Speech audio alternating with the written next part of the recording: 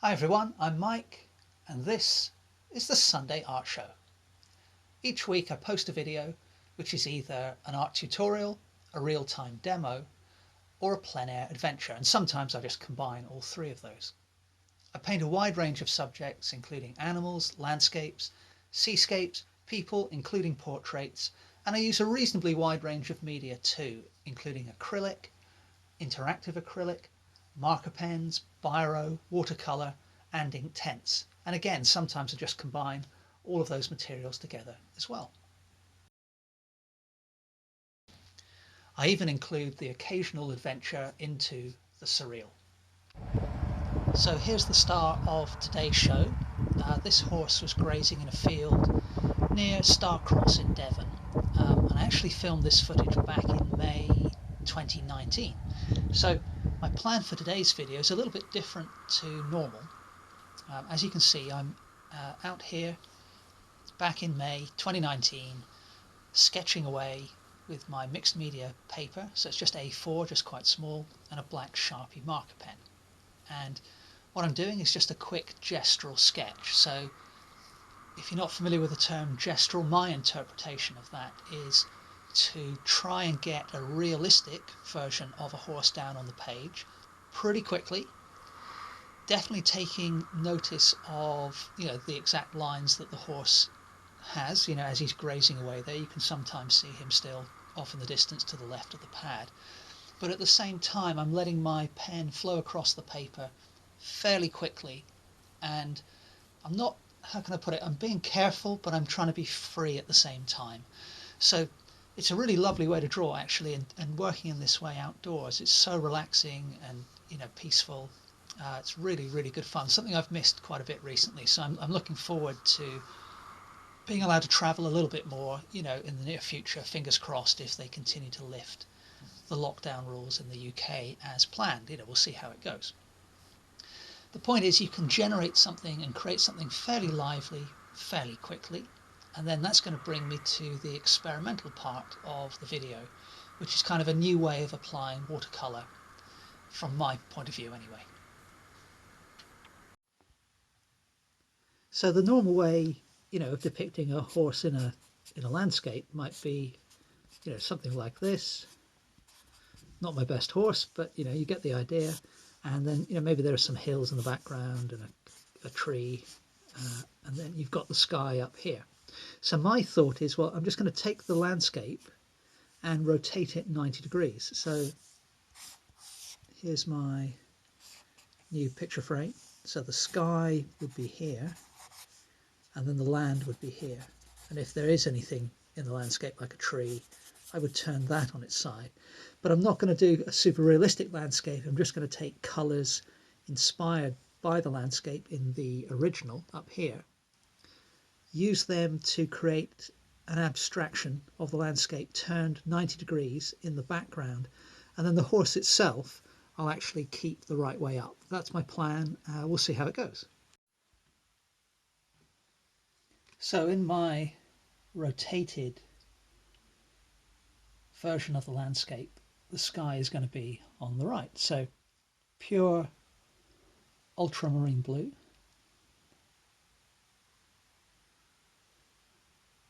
And my thinking, I don't know if I mentioned it before, I don't think I did. My thinking is that,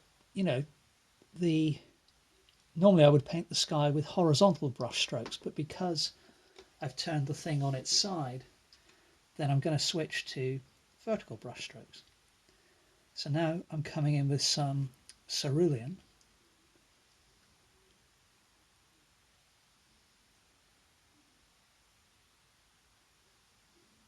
I'm just going to put this all the way over the right hand side of the horse there.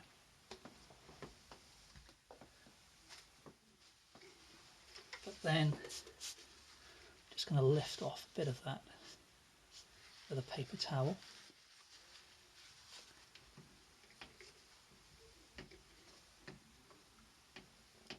Now, coming down from the top of the sky to the bottom of the sky, then we've got some, reasonably distant hills. They're not too far off, but what I'll do is I'll grab some of the ultramarine, put a little bit of cadmium yellow in there, mix it in with a bit of the cerulean that I had before, and we'll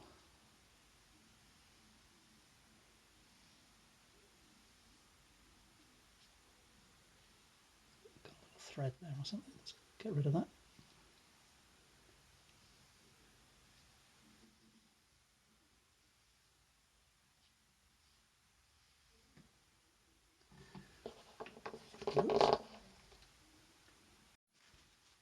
And again, damp paper towel, just lift off most of that background wash.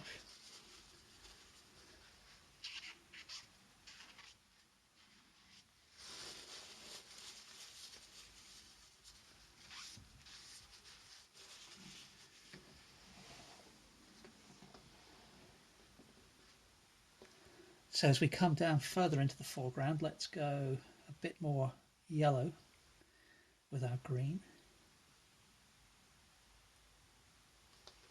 So I'm just mixing that up there.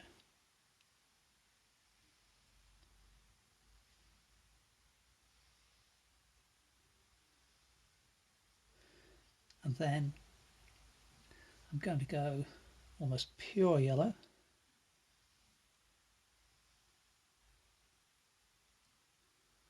I'm not sure why the paint's skipping here. That may be from my fingerprints 2 years ago, because I think I was holding the pad of paper. No, I would have been holding the pad of paper over there. No, I'm not quite sure why those little patches aren't covering, but I quite like the effect. So let's grab, I think this is a little bit of cadmium red. And there isn't really too much red in the paint, in the reference, but I just kind of like the idea of having a warmer colour over there on the left. So let's then, having done all of that, just going to gently spritz the paint in with water. And while that paint is doing its own thing, just want to lift off some of that green from the back end of the horse there.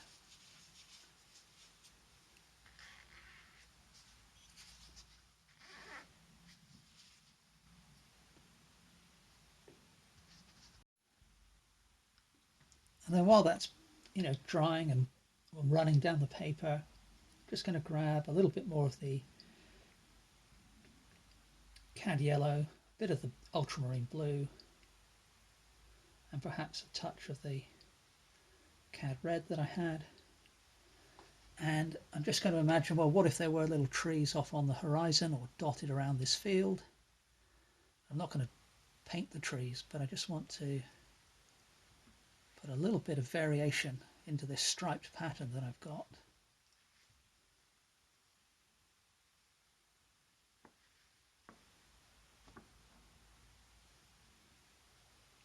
And then I'm going to let all of this completely dry.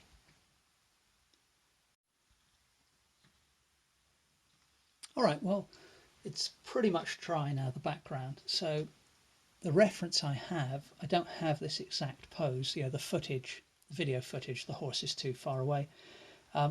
So I'm going to use a bit of artistic license. I'm going to imagine the light is now beaming in from the right hand side, and I'm going to take a bit of Winsor Violet, which is a colour, if I have used it before, it's a pretty rare occurrence. So what I'm going to do is imagine the light's coming in from the right, as I said, and then, so that means there'll be shadow on the left. So we'll put in a reasonably light amount of shadow on the left hand side of the animal here.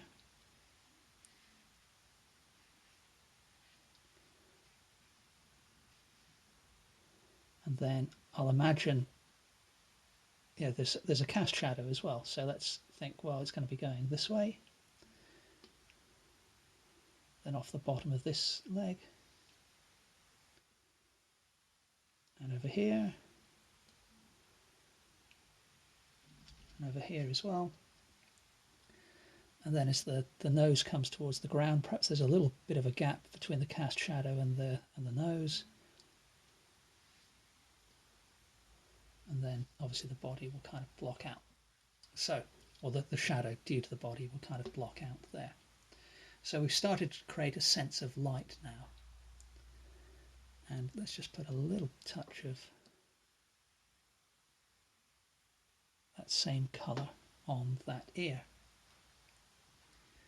So now, having done that, I've got to sort of consider, well, do I want to capture something of the pattern that this particular horse has? So it's mostly pale, but then there are these very dark patches. I'm not sure I do at the moment, but what I'm going to do is take some more of that violet and mix it with some of the ultra blue.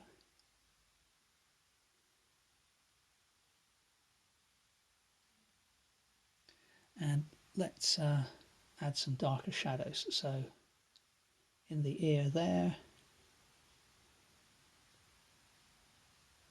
perhaps on that side of the head, leave a little bit of a gap so we can see where the ear is. Under the belly,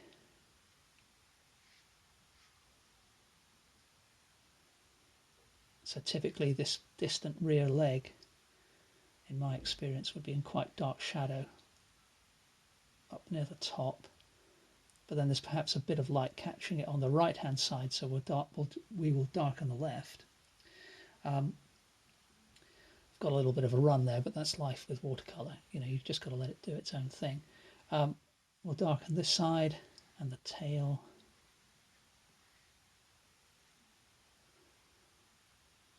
Top of that foreleg, and then we'll come back to the shadows. I'm now using almost pure violet.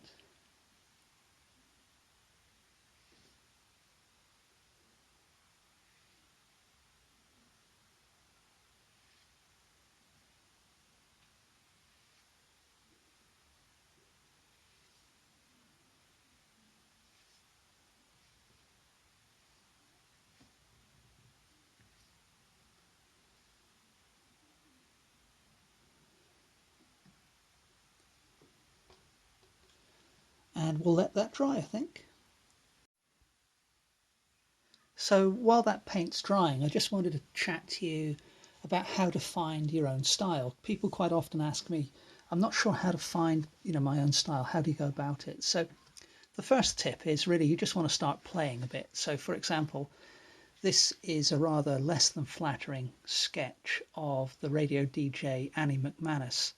You may remember some months ago I painted her for Portrait Artist of the Week. So I hadn't painted portraits for a while. So, I just started playing around with marker pens and watercolor. And, these are not all great, to say the least. I mean, look at this thing. It's pretty... Whoa. But the point is, you just got to get loosened up, just like you would for a sport. Don't worry about it too much. Just spend 5 or 10 minutes getting something down on paper. And if you do them small, you're not going to sort of eat through loads of paper. And you've always got the other side, of course. And you can always paint over that, if you don't want to keep it.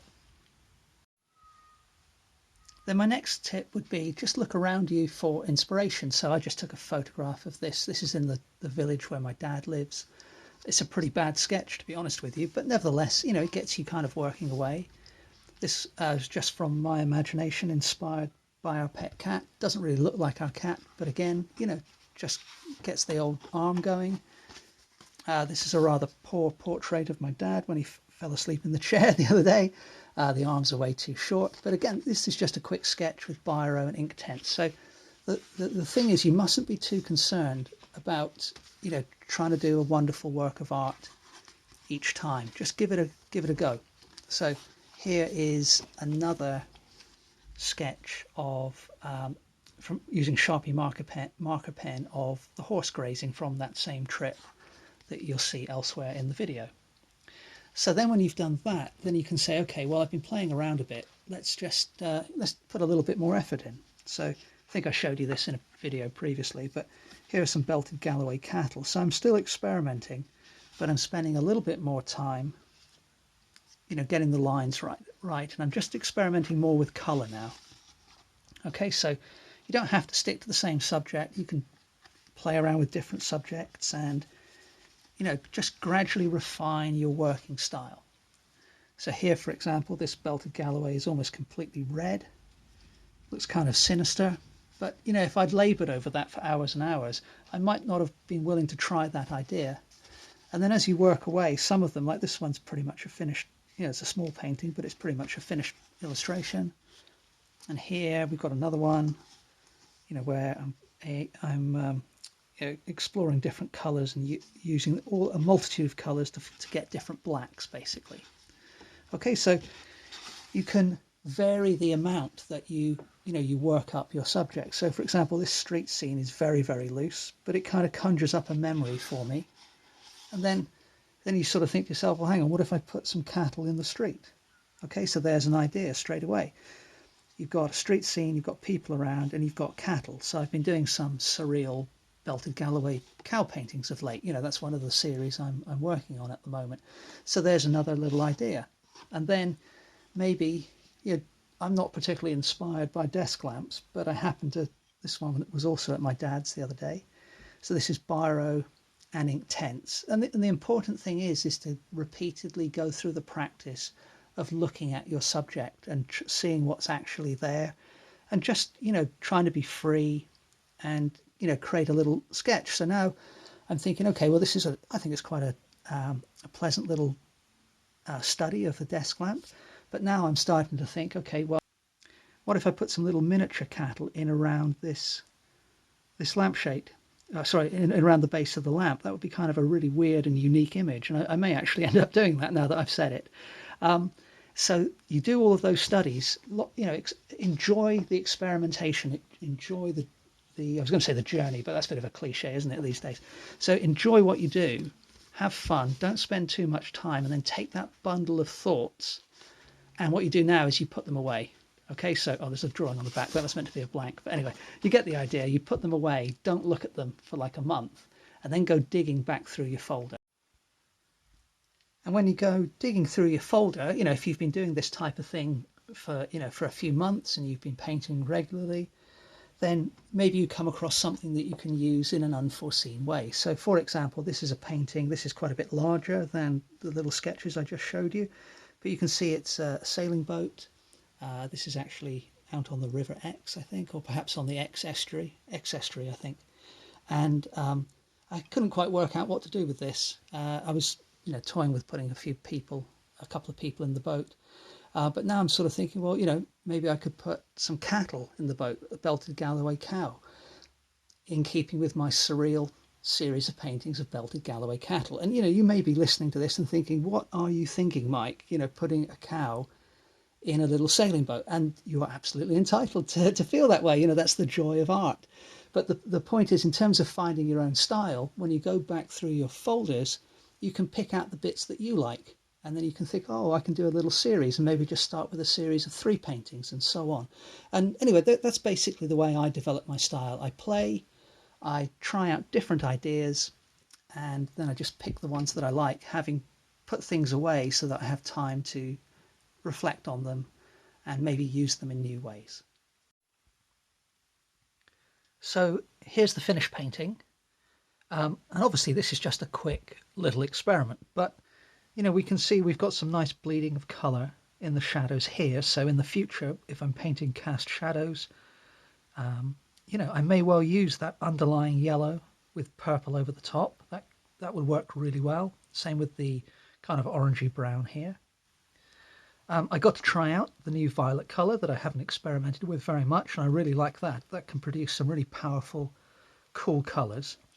You know, and obviously this is just a quick experiment, but for me, I mean, maybe artists have done it elsewhere, but I've never personally seen this idea of an animal facing the right way up against a landscape turned through 90 degrees. Now, obviously, I've just done a series of stripes, but nevertheless, it's already got me thinking, hang on, could I do a properly worked up finished painting using that idea?